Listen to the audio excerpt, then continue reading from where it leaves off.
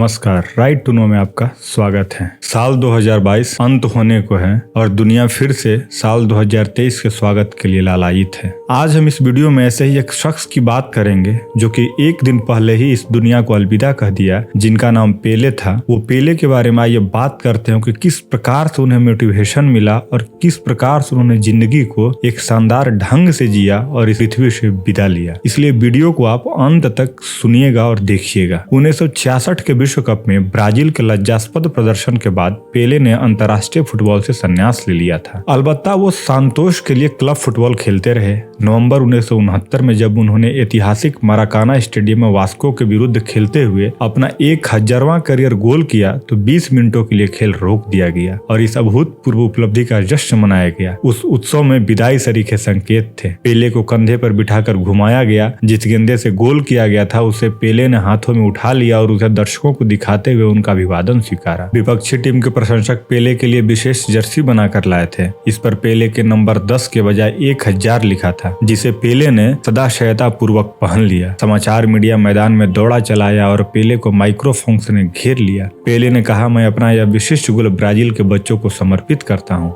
और ऐसा कहकर वे रो पड़े। उस दिन उनकी मां का जन्मदिन था। उस क्षण में कुछ ऐसा था जिसे पवित्र विलक्षण कहा जा सकता है। वह हर मायनों में विशिष्ट था। नवंबर की 19वीं तारीख थी और उस दिन ब्राजील का नेशनल फ्लैग डे होता है। मराकाना में 1 लाख दर्शक मौजूद थे। मिलिट्री बैंड वहां पर था। आसमान में गुब्बारे उड़ाए जा रहे थे। मानो नियति ने ही उस दिन को पेले के 1000वें गोल के लिए चुन लिया था। तब पेले ने मन ही मन सोचा तो होगा कि यह उत्कर्ष है कि इससे अधिक मैं फुटबॉल से कुछ नहीं चाह सकता। ऐसा सोचने के जायज कारण थे। पेले पहले ही 2 विश्व कप जीत चुके थे। वे ब्राजील और सांतोस के सर्वकालिक महान गोलंदाज थे। वे दुनिया के सबसे प्रसिद्ध लोकप्रिय फुटबॉल खिलाड़ी थे और कुछ समय के लिए दुनिया के सबसे महंगे एथलीट भी रह चुके थे। वे एक जीवित किंवदंती बन चुके थे। बालिग होने से पहले ही उन्हें सरकार ने राष्ट्रीय संपत्ति घोषित कर दिया था। उनका खेल देखने के लिए एक बार नाइजीरिया बायाफ्रा का जो युद्ध चल रहा था उसे 2 दिन के लिए स्थगित कर दिया गया था। उनकी शैली चमत्कृत कर देने वाली थी। जोगा बनी तो यानी द ब्यूटीफुल गेम, और फुटबॉल ने उनसे पहले उन जैसा दृढ़ निश्चय गोल स्कोरर नहीं देखा था। वे संपूर्ण फॉरवर्ड थे। वे ड्रिबल कर सकते थे, दाएं और बाएं दोनों पैर से गोल कर सकते थे, हेडर कर सकते थे, लहराती हुई फ्री किक दाग सकते थे, ओवरहेड किक मार सकते थे और प्ले मेकिंग के भी उस्ताद थे। पेले का बचपन साओ पाउल की गलियों में फुटबॉल खेलते बीता था, जब वे डिको कहलाते थे और ब्राजील की जिंगा खेल तकनीक का मुजा हीरा करते थे। गुर्बत के दिन थे। उनके पास फुटबॉल खरीदने के पैसे नहीं हुआ करते थे। वे एक मोजे में कागज के टुकड़े भरकर उसे डोरी से बांध देते और उसी को फुटबॉल बनाकर खेलते। उनके पिता दुंदनियो भी फुटबॉलर थे, लेकिन वे कभी ब्राजील के लिए नहीं खेल सके। जबकि पेले ने महज 16 साल की उम्र में राष्ट्रीय टीम में पदार्पण कर लिया और 17 वर्ष के होते होते वे विश्व चैंपियन बन चुके थे। यह एक परिकथा थी और इस परिकथा का उत्कर्ष मराकाना में नवंबर 1969 में आया था, जब पेले ने अपना 1000वां गोल दागा और दुनिया में उनका नाम गूंजने लगा। आज जब पेले की जीवन गाथा सुनाई जाती है तो कहा जाता है कि 1970 के विश्व विजय पेले के जीवन का सर्वोच्च बिंदु था, जिसमें पेले ने न केवल सारे मैच खेले बल्कि जीते भी। उन्होंने गोल किए, असिस्ट किए, खेल के मौके बनाए और जिस टीम में वे खेल रहे थे उससे फुटबॉल के इतिहास की सर्वकालिक महान टीम कहकर पुकारा गया। लेकिन यह कहानी दूसरी भी हो सकती थी।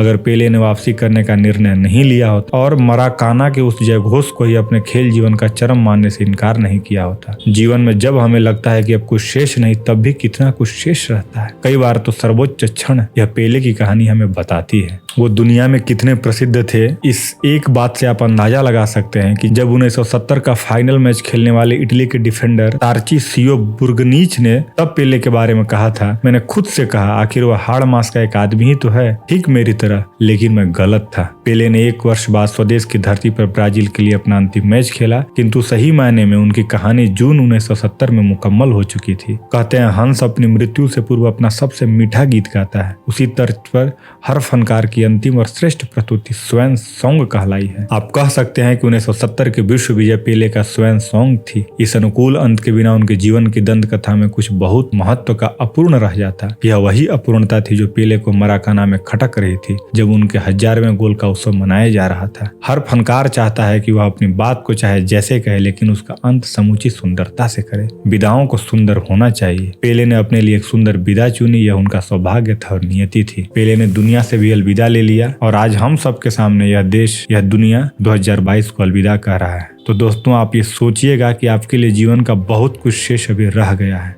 शायद आपका सबसे अच्छा क्षण भी अभी शेष ही होगा जिसे आपको पाना है। तो उसके लिए सबको हमें मेहनत करनी चाहिए और दृढ़ निश्चयी होकर के कर्ता के भाव से जम करके काम करना चाहिए, लगन से मेहनत करनी चाहिए। तो दोस्तों अगर ये वीडियो अच्छी लगी आपको तो लाइक करें और दोस्तों के साथ शेयर करें, और चैनल पे नए हैं तो चैनल को सब्सक्राइब कर लें। Happy new year. Thank you.